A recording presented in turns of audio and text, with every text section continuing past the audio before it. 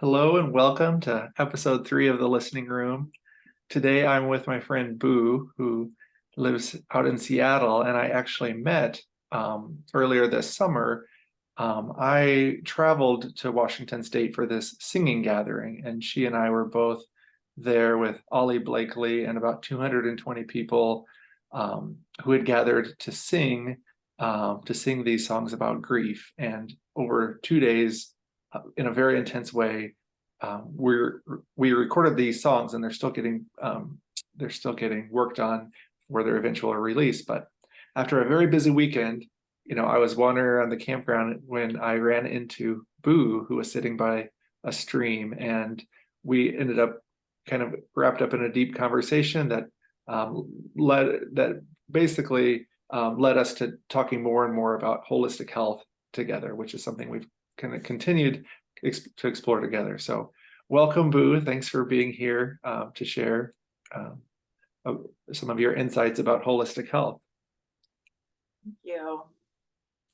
So maybe just to start with, would you be willing to say a little bit more about how you've worked with holistic health in the past or up until now? Sure. Well, my background is in bodywork, and through my own process of healing and integration of the body, mind, and spirit, I was turned on to a method of healing called Hakomi, which bridges. It's like assisted self-study, so it's helping people bring attention to their internal awareness and basically make meaning of life experience and belief systems that are unconscious, that are sort of running. It brings what's in our unconscious into our conscious attention. And so I see holistic health as a meeting of body, mind, and spirit, and also our integration between our self-work and how we give and receive love in community, and our roles and our individual, I guess I'd call them frequencies around how to engage in that whole holism is an internal experience, and also like how we are in the whole external, the whole of community and the world. So, and I think on the surface it's like diet and exercise and mental health, and it's also a big piece of it is our relationship to the earth and to the elements, and to the beings, the seen and unseen in the animal world. And my perception of holistic health is like really seeing it so much more than just my body, my mind, my spirit, but how we relate and in the big picture. Great. I've been thinking about holistic health for a long time too, and I've thought it's sort of been a journey for me of focusing on nutrition and exercise at one point, and then realizing there's all these other layers too, and it kind of keeps evolving for me. I guess I noticed that like there are so many different ways of doing it, and it's not like every client or needs, like, some people love yoga and some people can totally have a healing journey without ever doing yoga. There's other ways of working on the mind, body, and spirit. But I'm personally, I'm just like sort of drawn to understanding how the different methods kind of work together, and sort of like what makes them work. And so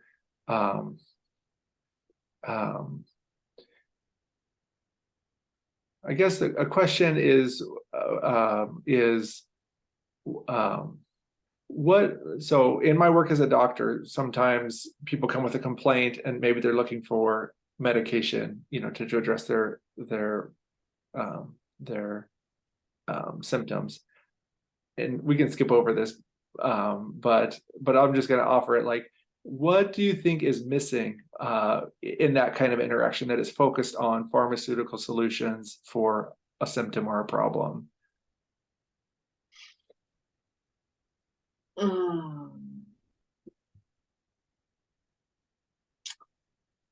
Can you ask that in a different way? Like when pharmaceuticals are appropriate, kind of, and Yeah, I'm thinking about what like what is missing from like a holistic perspective, mind, body, spirit perspective, when it kind of jumps into, you know, just taking a pill in response to a symptom. What is missing? mm. Well, And for me, it feels to me like it's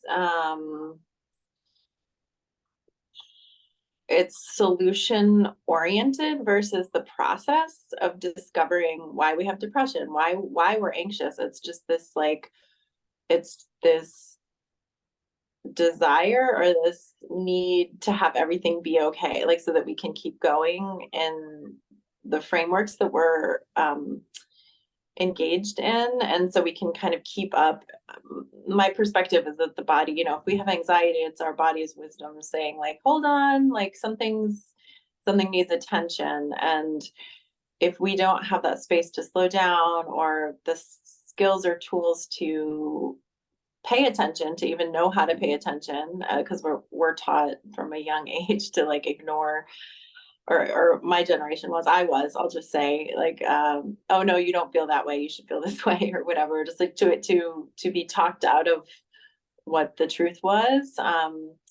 And so it's sort of like teaching you to skip over your own knowing, and then it comes to a place where you just need to fix the problem so you can keep going.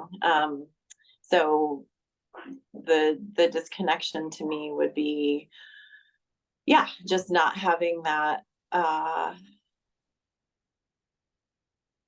the kind of support that we need to slow down and actually look and listen and feel. And it's just easier to just take a pill.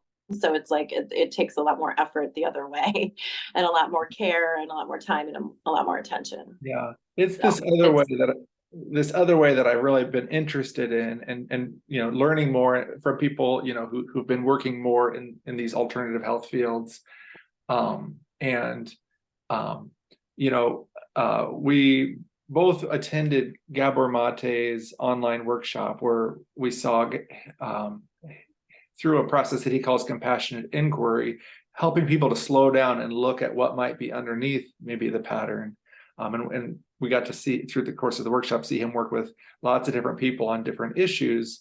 But a lot of times there was sort of a theme or just patterns that would come up of, starting with a story and then noticing what's going on in the body. Where's the tension building up, or what could we do to get the belly engaged again, to breathe deeply. So it's like a in the moment awareness of what's happening as the client, in the case of the workshop, is sharing in front of 600 other people live. And so I wanted, because I was so interested in what is happening and why is this working. And I wondered if you had a way of maybe describing any patterns that you saw in the way that he was working with clients as part of that workshop. Yeah, I think normalizing the human experience would be uh, the first tool or first invitation. It's like, I think people can get, especially with trauma, so like identified, especially, it's uncomfortable, but whatever people are working through, and there can be like a resistance to feeling whatever's happening because it's associated with pain and the pain body. And something uncomfortable and something that's actually not safe, our nervous system and our amygdala like responds as if the trauma is happening in the now. And so I think kind of helping someone regulate their nervous system so that they can be with the sensations that are arising and observe them and talk about them and have someone else with a regulated nervous system holding the space to let their systems that are their survival systems know that they're actually safe. And so to normalize the process and to kind of hold it and guide helps. That felt like an essential part that he did, that Gabor does with every person, really, is just like making space and also feeling like you're not alone. That's another big piece of the work that I do with people, is just like everyone feels like they're so alone with their own trauma. Yeah. Something I noticed is that maybe the pattern that was being worked with has been present for many years, a whole lifetime. And in the moment, that it seems to shift so quickly, or so, with the right, with the right attention, with the right skill. And so there was something really moving for me about how the pattern can be so stuck for so long, and with this skill set can be allowed to move in a way that's different than the old pattern.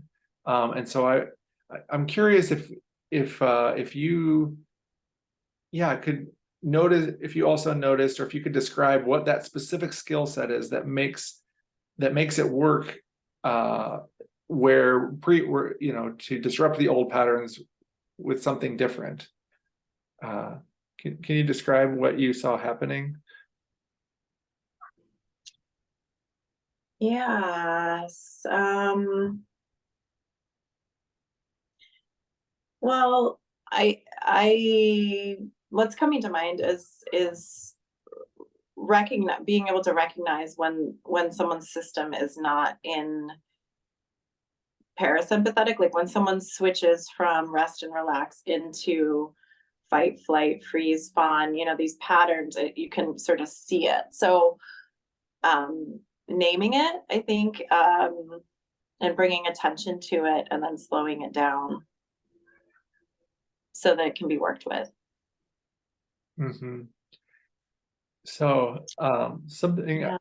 I wanted to bring up is how we were in that workshop. We're seeing that happen one-on-one, but in front of a group of witnesses. And I know that we both have been involved with some group work. And I was curious if you were noticing how this same kind of supportive environment, I guess what you see happening in some of the groups that you've been a part of. I guess I'm wondering if we should describe the groups a little bit more, but I'll just start with the question of how do you see this kind of work happening in groups, or do you think that that's possible? Oh, absolutely. I mean, the more I'm exploring, this time and why we're here and what my role in it is a very clear awareness about like the ego to the we go, like we're all in this together, and really providing a space where there's a resonant field of acceptance and love and a felt sense that like you're not too much, and that you're okay just the way you are, and how you show up is not only welcome but needed, that we're all needed in this time. And just like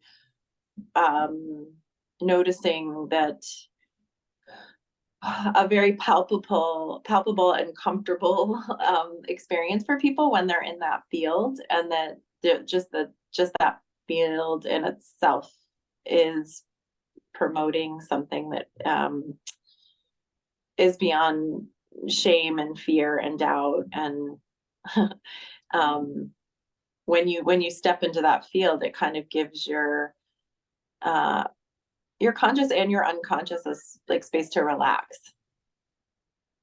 Yeah. So it's like I'm finding in my own work, like I'm working one-on-one mostly with people, and that's great, and they can do that with me and or with whatever with one other therapist. But I'm really becoming more curious about the space, the group space, and being held in the collective, or in the in that greater field. Yeah, when you describe that field of being held in love and care, I'm wondering if you have a specific personal experience of something that you experience, something that you experienced being in a space like that felt meaningful and like that you noticed or were aware that it came out of being in that field, and that it may not have happened if you weren't in that group experience. Do you have a story like that? Yeah, I mean, just the one that's coming to mind most recently is a retreat I attended over Thanksgiving weekend that provided an opportunity to request support, or attention, or in a particular way. For me, it was like, oh, I just wanted to be touched by a bunch of hands from caring people. And so I laid down in the middle of a circle. I think there were probably about 10 people around me, and just I got to ask specifically for like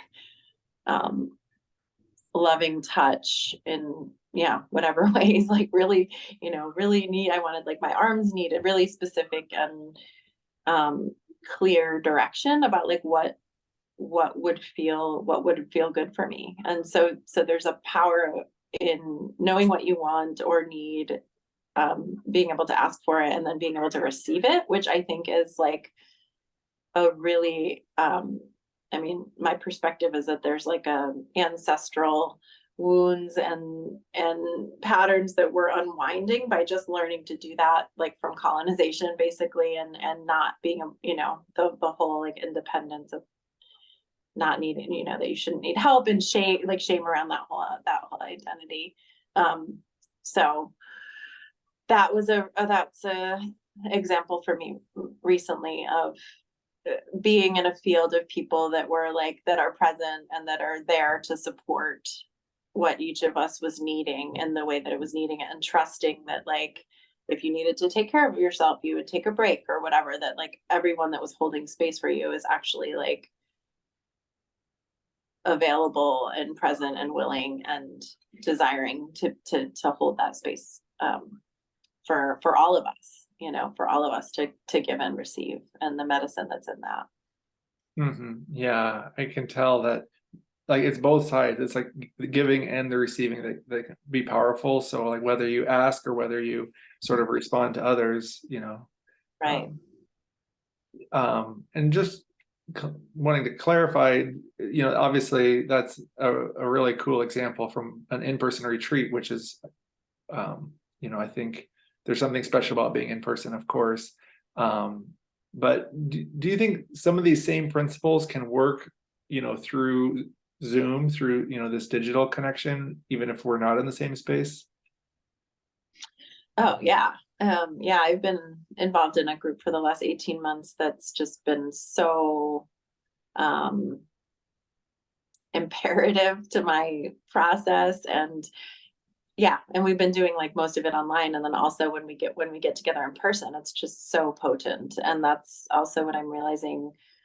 The online connections are like, it feels to me like there's some sort of like tool building or skill building or formation of bonds, and then the real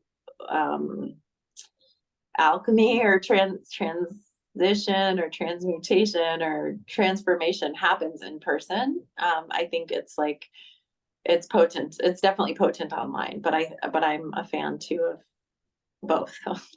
Yeah. If possible. And I know you have some, an intention of creating an online group, and I'm curious for an online group that you're leading, what might people expect to bring, or like what would you invite, like how would you invite people to show up when they come to a group meeting that you're leading? I would just ask that people come and willing to be authentic, willing to share, willing to listen, and yeah, I don't think other than that, I don't have much expectation other than just a willingness to participate and a willingness to um, like a level of self-awareness. There's that weight and want, like why am I talking and why am I not talking, and sort of an ability to be aware of the room, what's happening in the room, and have like a felt sense of what's happening in the collective for people, and sort of a basic sensitivity of space and their relationship to it. Mm-hmm. I'm really glad you came to chat with me today, and I'm wondering, before you wrap up, is there anything else you wanted to share?